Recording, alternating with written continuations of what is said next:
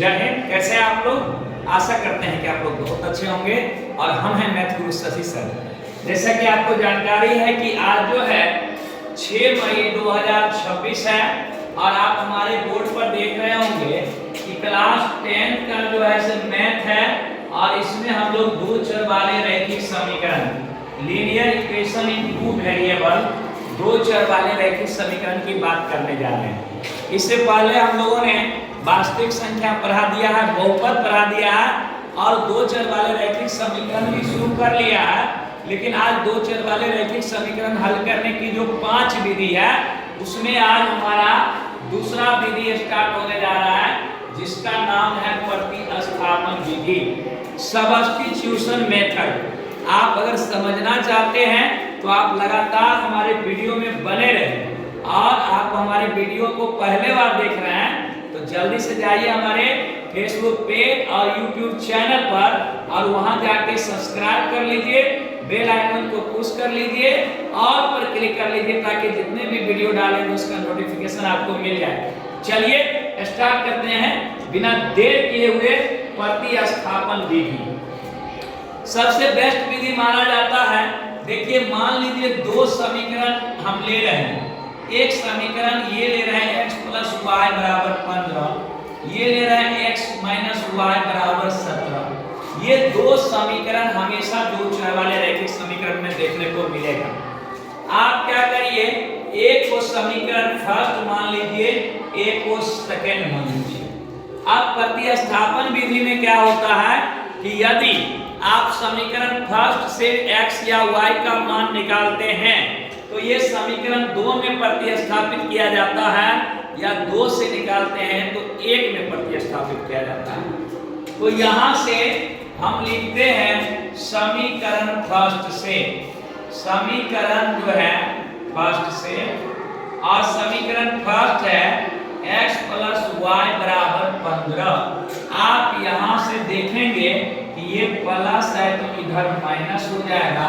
दो समीकरण हमको पहले से है इसलिए हम इसको 3 मानते हैं।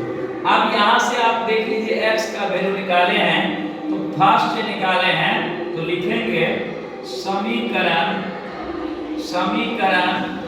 2 में, पहला से निकालेगा तो 2 में रखिएगा, दूसरा से निकालेगा तो 1 में रखिएगा। समीकरण 2 में x का मान प्रतिस्थापित करने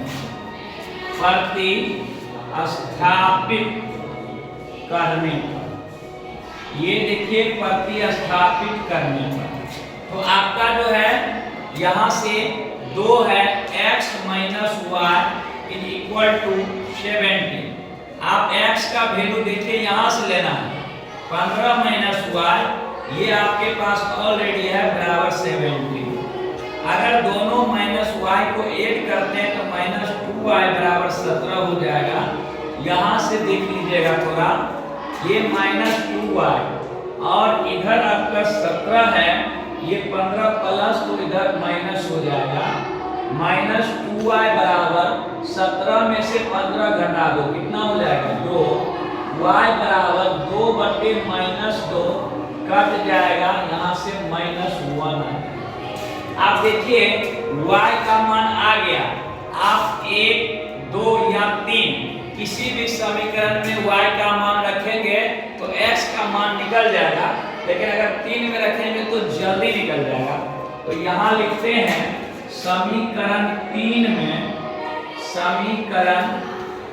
में इसका मान आप निकाले हैं y का, तो y का मान रखने पर, समीकरण 3 में y का मान रखने पर, तो आपका समीकरण 3 है x = 15 - y, यानी x = 15, y का मान आप निकाले हैं -1। चूंकि डबल माइनस आ रहा है इसलिए आपको कॉस्ट लेना पड़ा और आप यहाँ देख रहे हैं कि माइनस प्लस हो जाएगा, यानी 15 × 16। हल लिखेंगे तो x का 16 हो जाएगा और y का -1 हो जाएगा। अब एक बात समझते हैं, ये आंसर सही है कि गलत। यहाँ पर मान रखिए x का वो निकाले हैं 16 और y का -1, तो 16 में एक घटा दो, कितना हो जाएगा? 15 हो जाएगा। फिर देखिए x का 16 और y का -1, तो माइनस माइनस मिलके प्लस, तो 16 और 1 मिलके कितना? 17। यानी समीकरण को संतुष्ट कर रहा है। इसका मतलब है कि मान आपको सही है। और ऐसा ही वीडियो अगर आप देखना चाहते हैं तो जल्दी से जाइए अपने दोस्तों में शेयर कर लीजिए, ताकि हम अगला वीडियो डालें उसका नोटिफिकेशन आपको जल्दी मिले। तो रखिए अपना ध्यान, मिलते हैं अगले वीडियो में। बहुत बहुत धन्यवाद।